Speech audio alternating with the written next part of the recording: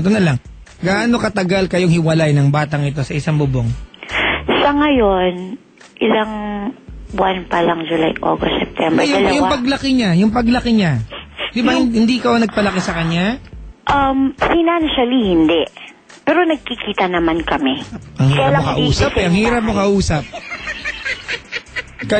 Sino ang custodian, sino ang guardian ng bata na lumalaki? Nanay ko. Yun tinatanong ko eh. Mula bata hanggang ilang taon siya? 7. 7. So yung mula 7 taong gulang hanggang 13 sa'yo nakatira? Kamusta ka bilang nanay niya? Okay naman. Kaibigan ka ba niya?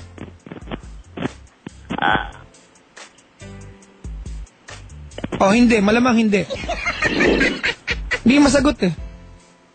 Ay, ganito Marie, nahihirapan ako. Actually, nahihiya ako sa yung kausapin ka sa bagay. Bakit?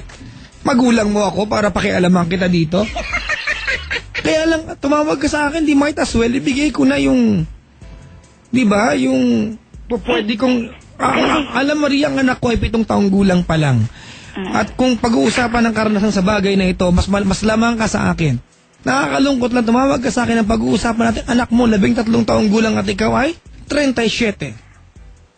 One basic question. Kaibigan ka ba niya? Kaibigan din naman.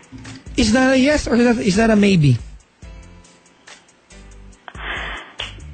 Maybe. Anong favorite food ng anak mo? Siomay. Ilan ang crush niya sa eskwelahan? Marami. Kilala mo? Hindi. Nasabi niya sa'yo, natanong mo sa kanya? Hindi. Nakikita ko lang sa cellphone. That's the point. It's okay to be a guardian. Ito akin lang to, ha? Hindi ko alam, Sailunchi. Nahiya ako, Sailunchi. Kasi, pagiging magulang ito eh. Diba? Dapat di ko pinakikialaman to. Mga kaibigan, forgive me for this. Pero kasi ako yung anak ko, kaibigan ko kasi. Barkada kami ng anak ko. At the same time, tatay niya ako. Ganun kami kalapit ng anak ko. At ayokong gayong pattern yung akin. Kasi magkakaiba tayo bilang magulang. Diba? Kaya nga, ang bawat pamilya, we have the ability to produce, diba? Different individuals. Kaya lang, ang akin lang kasi parang tumawag ka sa akin, mensahe para sa anak, naiiya ako sarili ko na pinapakinggan kita. Diba? Na mayroon kayong gap na mag-ina, na ang dali-daling gawan ng paraan. Sa pananaw ko lang. Diba? Kung naging kaibigan ka ng anak mo. Naiiya ako sa'yo, Maria. Nahihiya din ako sa'yo, Papa Jack. O, di nagkakahiyaan tayo. Pero, alam mo, talagang gusto kong maayos yung relasyon namin. Nag-usap kayo? Kasi ang dating, ganito hindi ko alam kung tama ako sa Ilunching ha, pero parang ang dating kasi sa buhay ng anak mo, kontrabida ka na sa kanya. Oo nga eh. At saka Congratulations, Maria. It was so effective. Hindi effective. Hindi, effective yung ginawa mo para maging kontrabidang tingin niya sa'yo. Nakarinig ka na ba ng bata na kapag umiyak kahit wala namang kinalaman yung nanay ang tinatawag, Mama! Kasi ang tingin sa magulang, savior. Someone who saves the day, tama? Tama. Pag umiyak anak mo, ikaw kaya tawagin niya?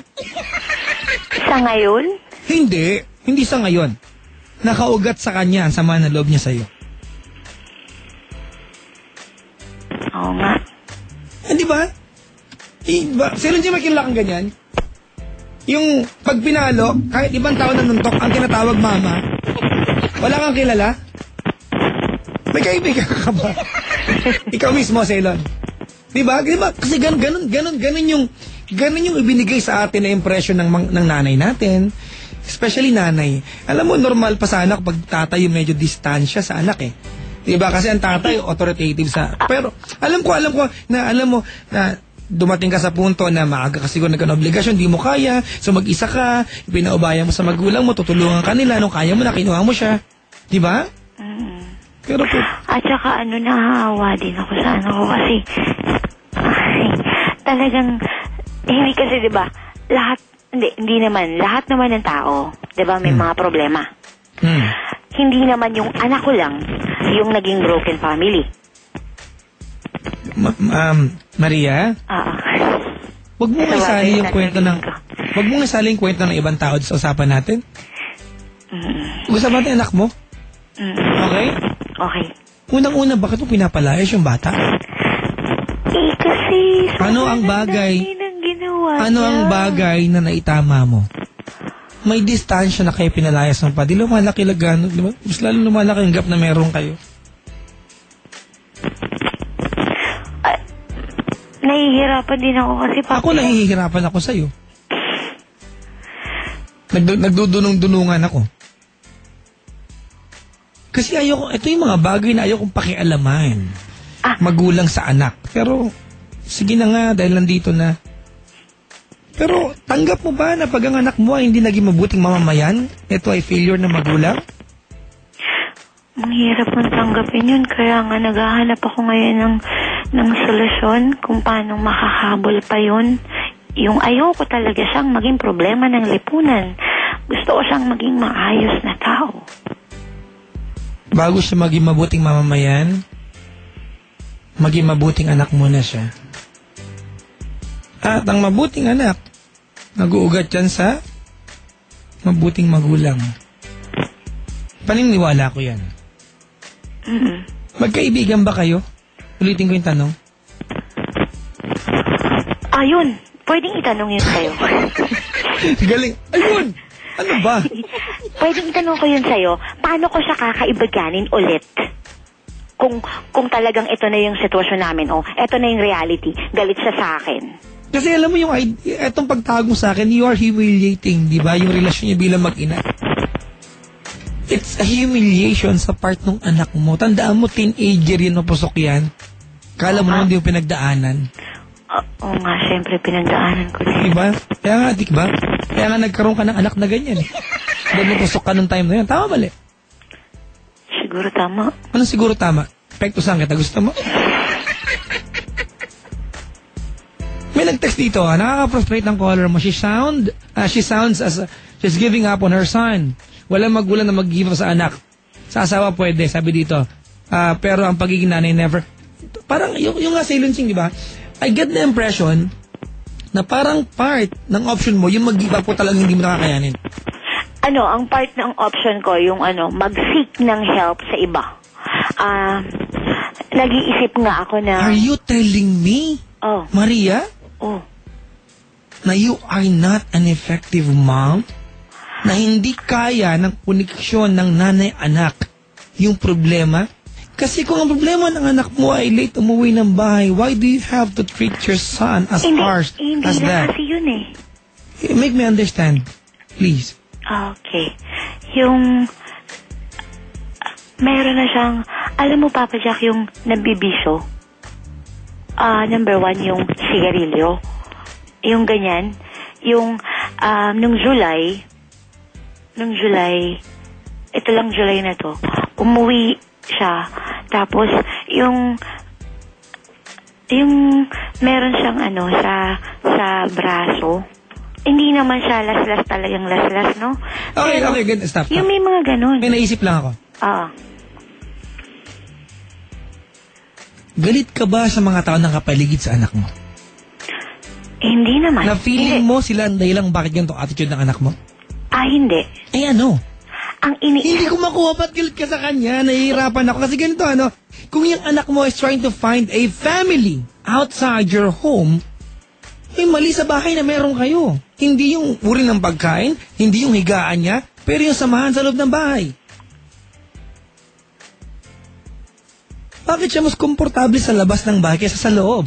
Kasi nanay niya masama ugali. Aray. Pinapalayas ako na nanay ko, hindi niya ako mahal, di nga niya ako pinalaki. Ganun ano yung isip ng bata, di ba? Hindi ikaw nagpalaki sa akin, kailan mo lang ako pinabayaan mo ako, pinapalayas mo ako ngayon? Hindi niya sinasabi yun sa akin, pero... Bobo ka, te? Bobo ka? Na hindi mo kayang... nahihiya ako sabihin sa ito, pero gusto ko kitang insultuhin. Kasi nakaka-insulto sa mga nanay na kasubaybay sa atin na kailangan magtanong sa akin kung paano ka magiging nanay ngayon. Mga kaibigan, pasensya na po kayo. Sa ilan yung baka gusto mong tumulong dito. Hindi. Nahihirapan ako sa'yo.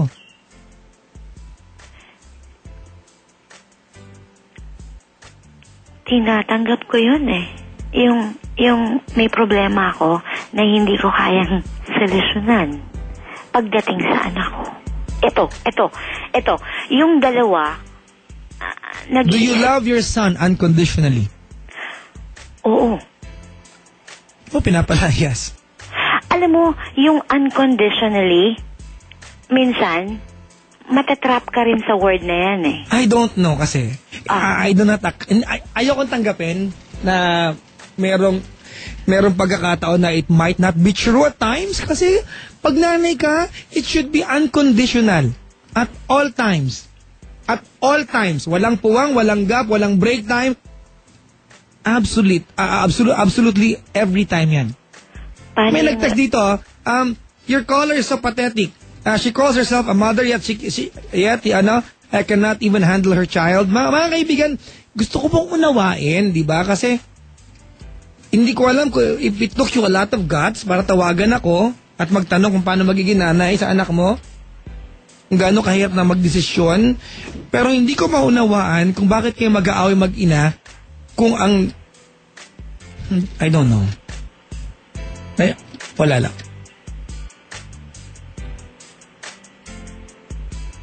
Pero hindi naman kami nag-aaway. Hindi lang...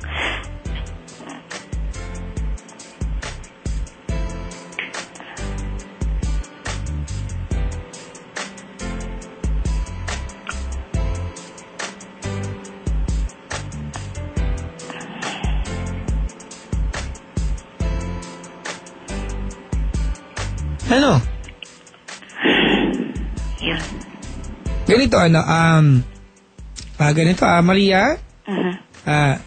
Unang-una, naiinis ako sa'yo. Okay. Hindi ko alam kung selfish ako, pero pinahirapan mo ako sa pag-iisip ng isasagot sa'yo. I don't always have the answers to questions, mga kaibigan. And this time, nangangamote po ako. Kahit siguro 2 kilong bacon ang kainin ko, hindi ko to kaya lampasan ng madali. Kaya lang, hindi ko alam. Ito, assessment ko, ha? Pag ang bata, ganyan ang asal, may dahilan. Pag ang bata gumagawa ng, di ba? Kasi we are talking about a 13-year-old male here. Di ba? Pag ang bata, ganyan, nagwawala sa buhay, baka merong gustong sabihin niya na may taong ayaw makinig sa kanya. And ako yun? Siguro. Alam mo, hindi ko alam mga sabihin ko sa'yo. Ganito na lang, Maria.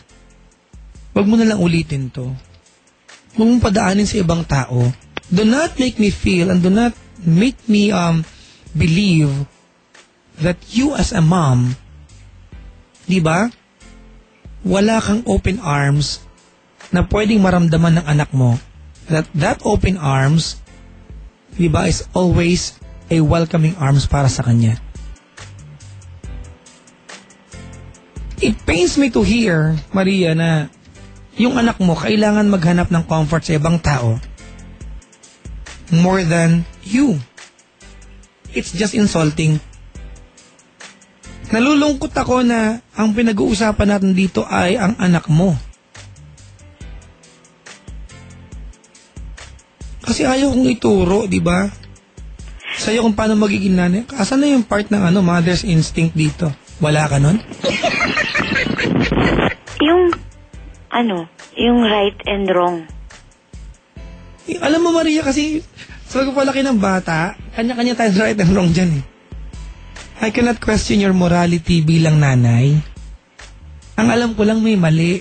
Ang akin lang sana maging magkaibigan kayo. More than being a mom, maging kaibigan ka sana niya. Okay. Diba? And kung paano yung ibabalance yan, hindi ko po kaya sabihin sa'yo. Bungangira ka daw bang nanay, sabi ng pulis kong kaibigan? Malamang. Ayun naman pala eh.